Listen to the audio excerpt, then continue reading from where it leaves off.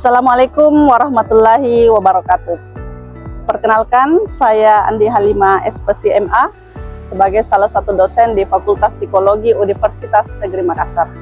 Pada kesempatan kali ini, saya akan menunjukkan salah satu kinerja saya sebagai dosen di antara kinerja Tridharma Perguruan Tinggi, yakni bidang pengajaran.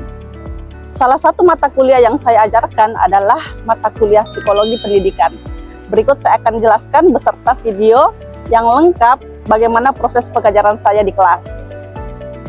Mata kuliah ini adalah mata kuliah yang wajib dengan bobot 2 SKS dan diberikan pada mahasiswa pada tingkat semester 3. Mata kuliah Psikologi Pendidikan ini adalah mata kuliah yang bertujuan untuk meningkatkan kemampuan mahasiswa dalam menganalisis teori-teori belajar serta teori-teori psikologi pendidikan dan menganalisa permasalahan-permasalahan yang ada dalam dunia pendidikan dengan pendekatan psikologi.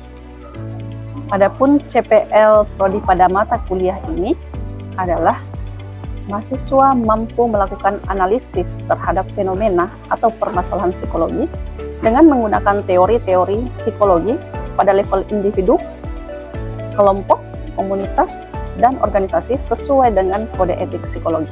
Terdapat capaian pembelajaran mata kuliah yang terbagi menjadi dua. Yang pertama, mahasiswa mampu menganalisis teori-teori psikologi pendidikan dan aplikasinya pada kehidupan sehari-hari. Yang kedua, mahasiswa mampu mengidentifikasi permasalahan dan memberikan solusi dengan pendekatan pembelajaran dan teori-teori psikologi. Pada mata kuliah ini, mahasiswa sudah harus melulusi salah satu mata kuliah prasyarat yang ditawarkan di semester 1, yakni psikologi belajar.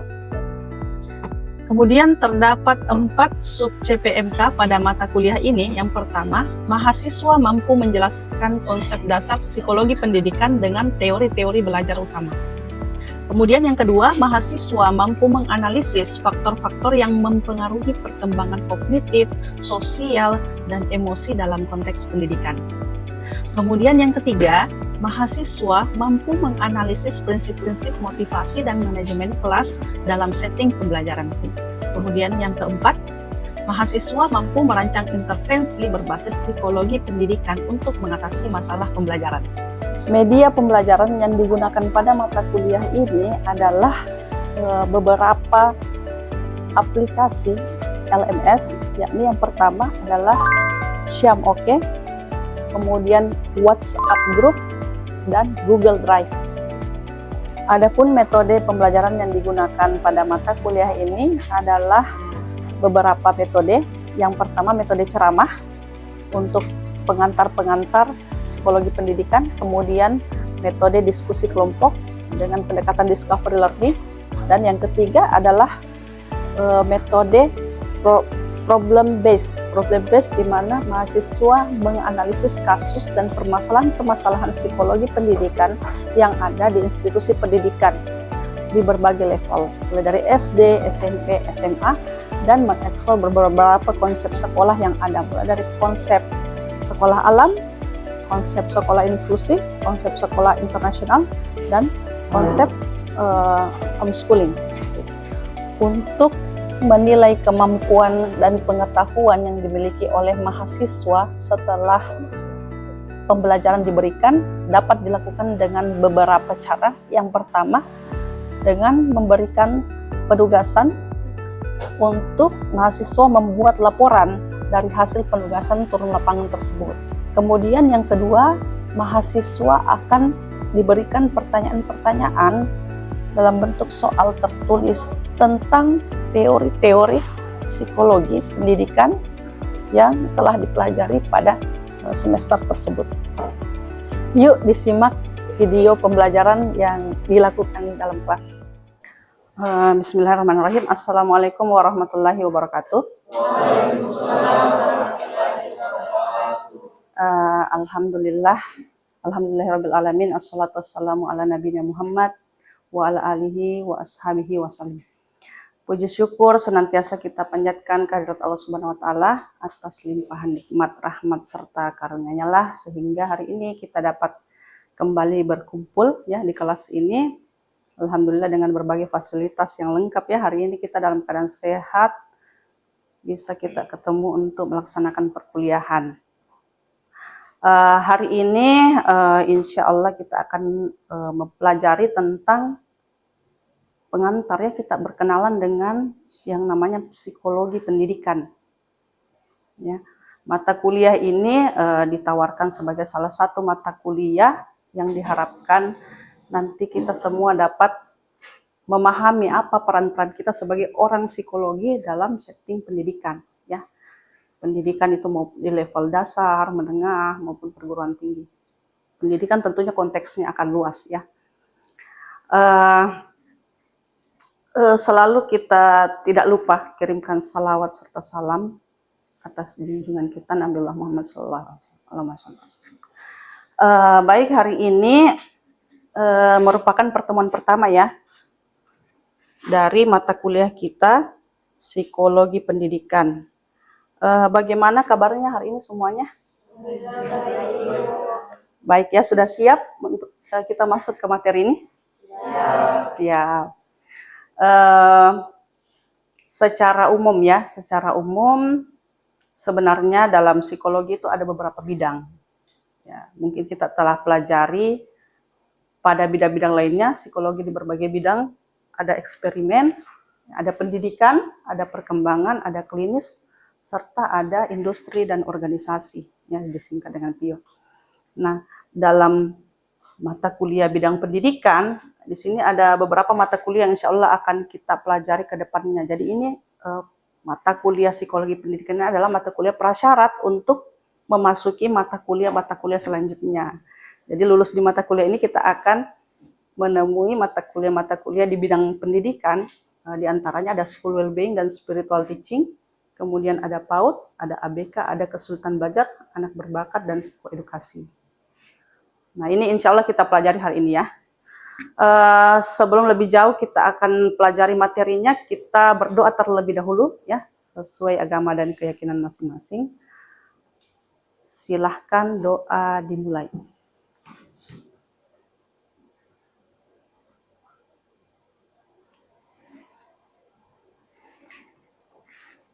Baik, untuk materi pengantar ini ya, saya membuka dengan tujuan ya.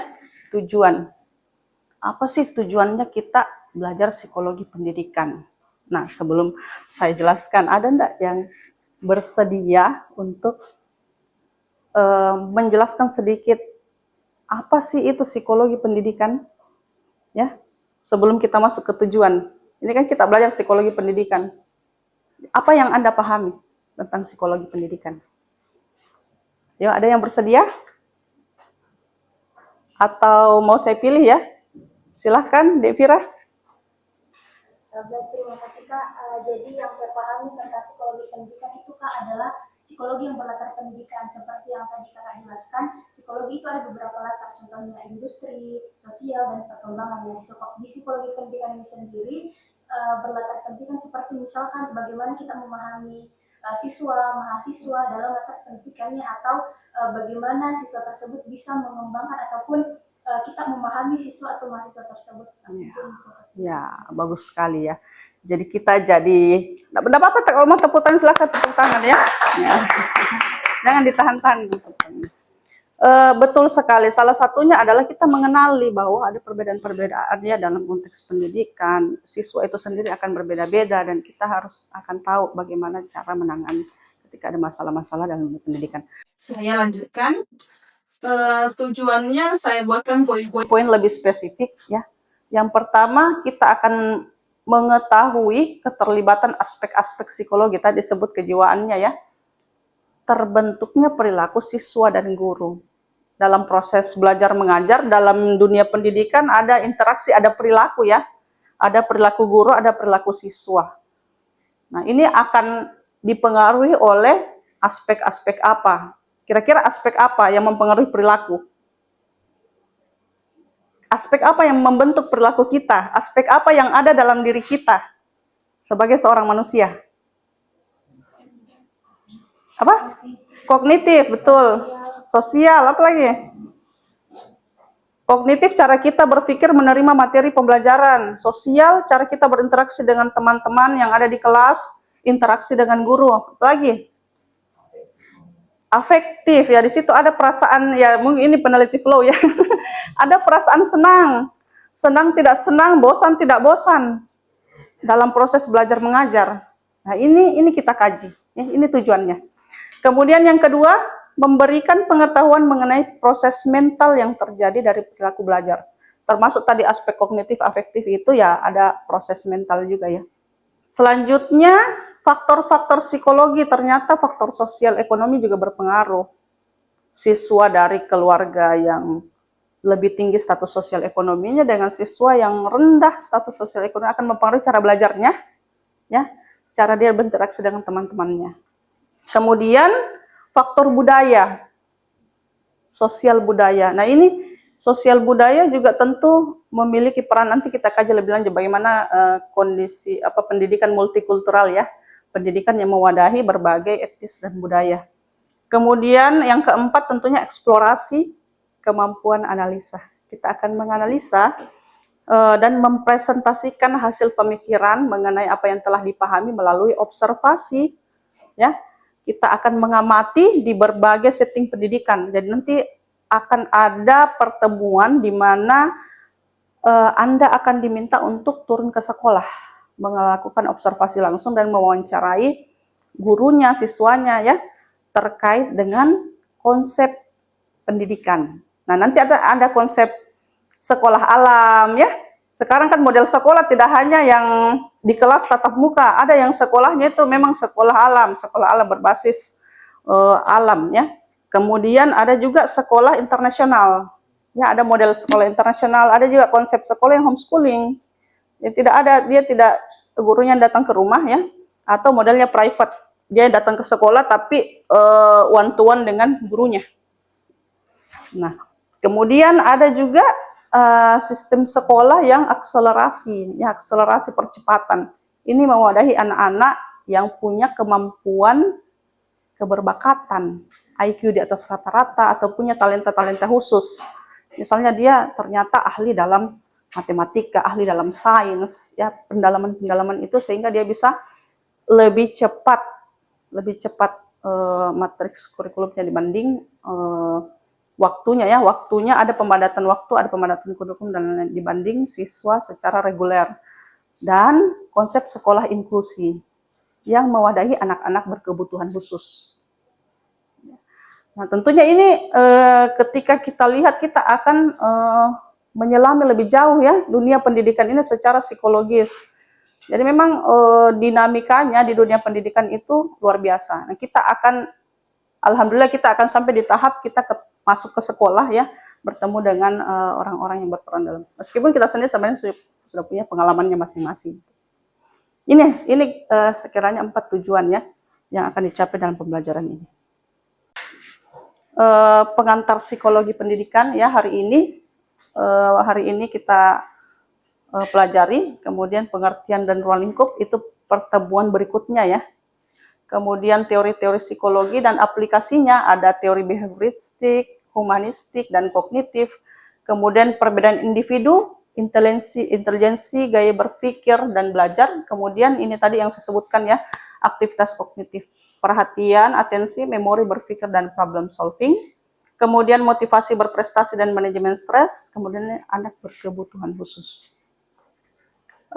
Kemudian penilaiannya ini 10% kita akan bikin mind map setelah presentasi dan membuat artikel. Kemudian laporan studi literatur 15%, mid test 30%, dan final test 30% ya. Ini pustaka acuannya. Saya lebih menyarankan ini ya, untuk langsung punya textbooknya, Educational Psychology. Kemudian untuk tambahan yang berbahasa Indonesia itu ada Santrok. Ya, Santrok itu lengkap sekali pokok bahasan kita. Banyak diambil di buku Santrok. Kemudian Omrod juga ini ya saya sarankan ada yang versi bahasa Indonesianya. Textbooknya sudah ada terjemahannya, jadi lebih mudah kita pahami ya. Sampai sini ada pertanyaan? terkait mata kuliah kita, kontraknya tidak ada, jelas ya? Baik, saya lanjutkan ke apakah yang kira-kira biasa kita hadapi dalam dunia pendidikan, baik sebagai siswa, guru, maupun sekolah ya. Saya minta dibuka HP-nya ya, kita akan buka aplikasi Mentimeter. Saya tampilkan aplikasinya, kodenya tadi 41324745. Sudah bisa diakses semuanya? Bisa, silahkan dijawab ya, sesuai pemahamannya masing-masing. Kira-kira apa sih permasalahan yang dihadapi siswa saat ini di sekolah? Jadi tidak ada jawaban yang salah, silahkan dijawab sesuai pemahamannya masing-masing.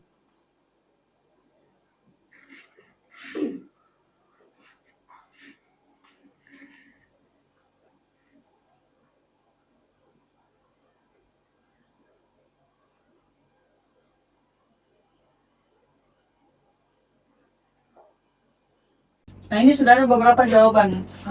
Bisa dilihat, yang lain segera diisi ya.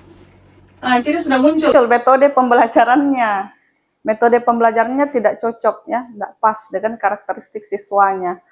Mungkin metodenya masih model ceramah yang membosankan ya, kurang interaktif, mungkin tidak menggunakan teknologi ya sama sekali. Kemudian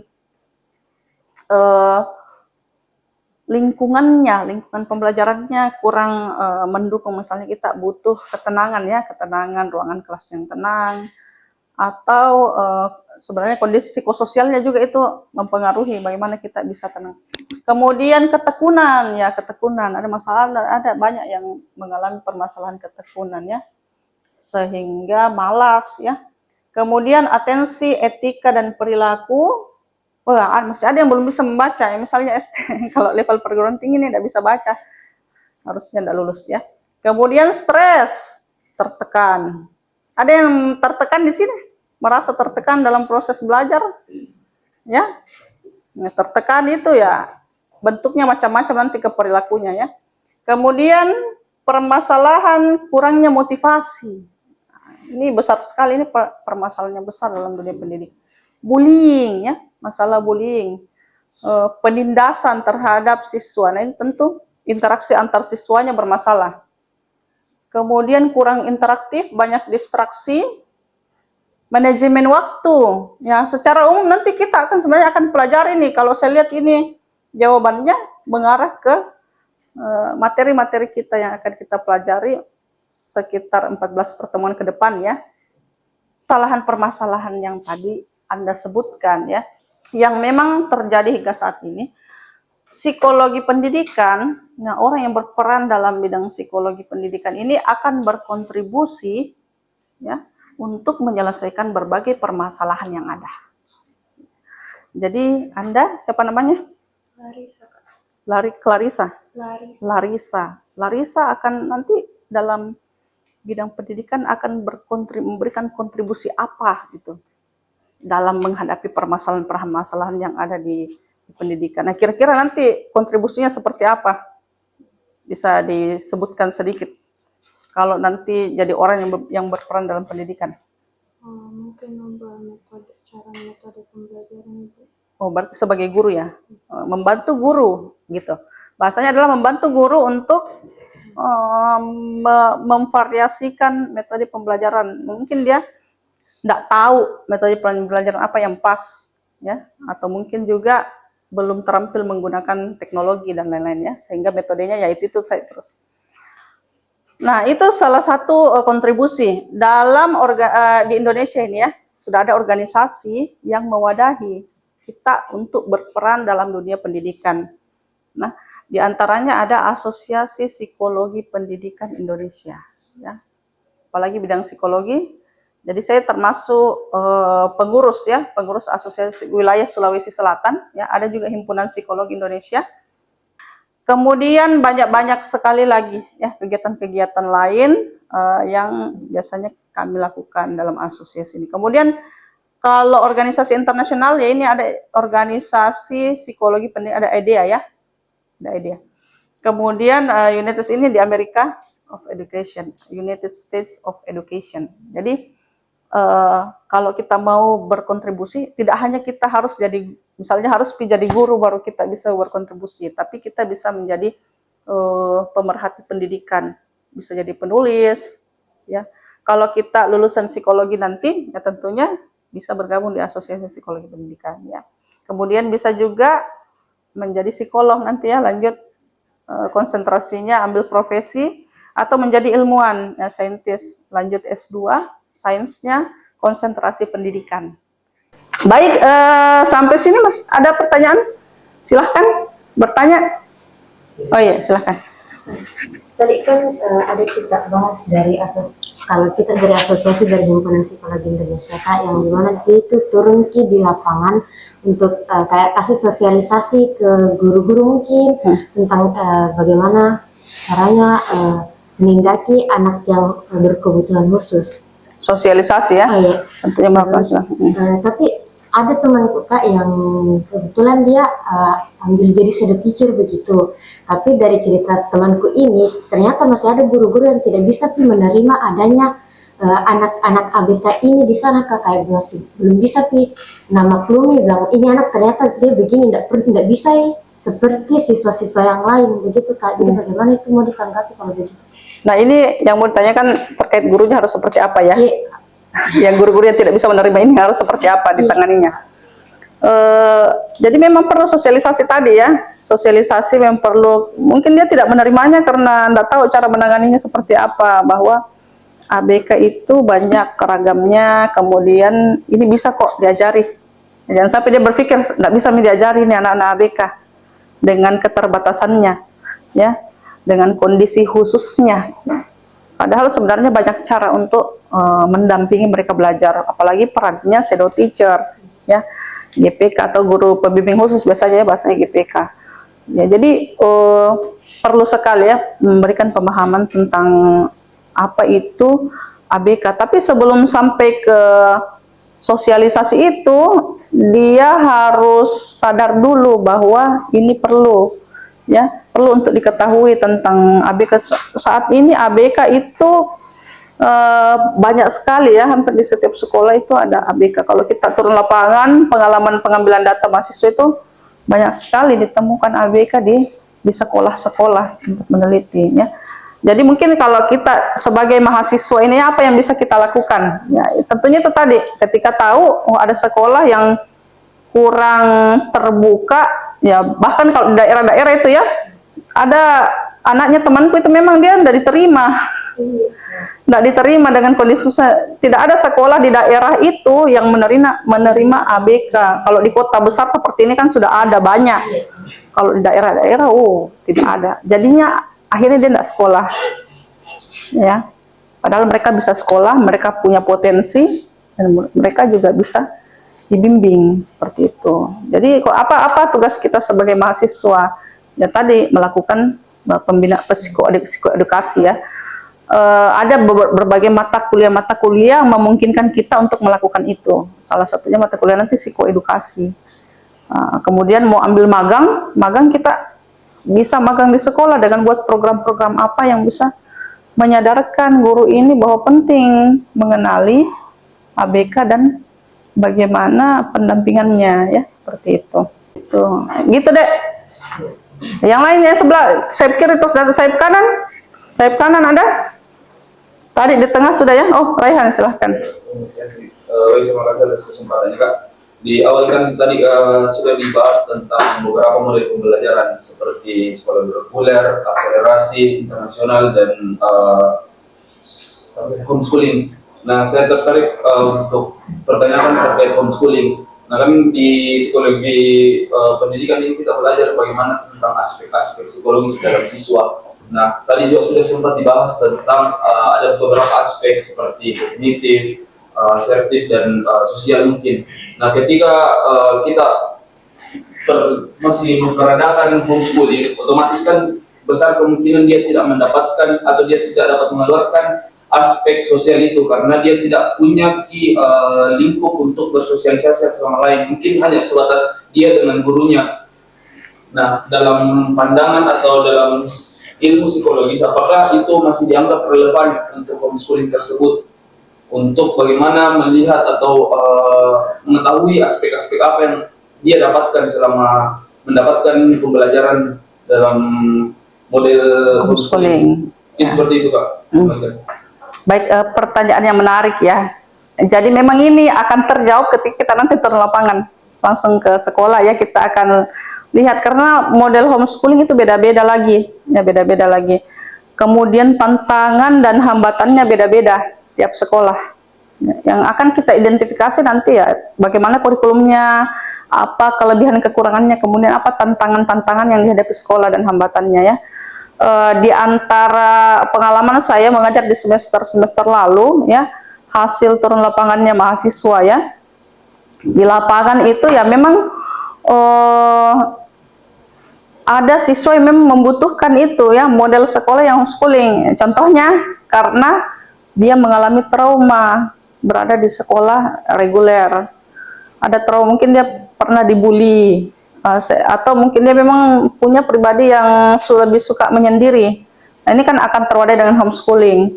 Tapi kalau ada juga siswa yang memang ya karena keberbakatannya itu tidak terwadahi di sekolah reguler, tidak ada kurikulum khususnya untuk anak berbakat atau anak yang punya IQ di atas rata-rata, makanya dia lebih memilih homeschooling. Tapi juga ada juga anak-anak yang akhirnya ya bingung sendiri ya, merasa tadi saya ternyata tidak bisa belajar kalau tidak ada teman-teman yang mendukung. Ternyata dia butuh support. Jadi akan beda-beda dinamikanya setiap anak seperti itu. Jadi kalau dibilang tadi adakah ya kekurangannya atau homeschooling, tentu ada masalah-masalah yang ada anak yang tidak cocok juga homeschooling. Ya makanya ada berbagai konsep sekolah yang ditawarkan. Jadi disesuaikan lagi seperti itu. Gitu deh. Saya lanjutkan ya. Mungkin lebih memecah lagi. Ini dalam peran kontribusi kita sebagai seorang ilmuwan psikologi maupun psikolog nanti ya, kalau jadi ambil praktisi, akan terbagi dua. Ada psikologi pendidikan, ada psikologi sekolah. Ya. Psikolog nanti kalau ada psikolog pendidikan, ada psikolog sekolah. Apa bedanya kira-kira? Satu pendidikan, satu sekolah. Ya, tentunya kalau sekolah cakupannya lebih kecil ya. Di sekolah itu saja cakupannya. Kalau pendidikan ya masuk ke sistem ya. Seperti itu. Jadi ruang lingkupnya tentu lebih besar psikologi pendidikan dan dibanding psikologi sekolah ya. Kemudian untuk pendidikannya juga ya, nanti nih ada S1. Sekarang sudah S1 profesi ya. Nanti S1 psikologi profesi. Ya, kemudian ini akan jadi ilmuwan atau psikolog pendidikan, ini akan jadi psikolog sekolah. Untuk materi hari ini saya rasa sudah cukup. Mudah-mudahan kita dapat banyak pemahaman dan insight ya. Insight yang paling penting harus punya insight. Saya nanti kontribusiku seperti apa di bidang pendidikan ya. Sudah ada visualisasinya sampai ke situ. Untuk materi hari ini tentunya saya ingin mengevaluasi ya, pemahaman Anda tentang apa yang telah kita pelajari hari ini. Silahkan di-scan barcode-nya untuk dijawab pertanyaan-pertanyaan yang ada di kuis ya untuk pertemuan 1. Silahkan diisi, waktunya 15 menit ya maksimal. Silahkan ditanyakan kalau ada yang belum bisa akses barcode-nya.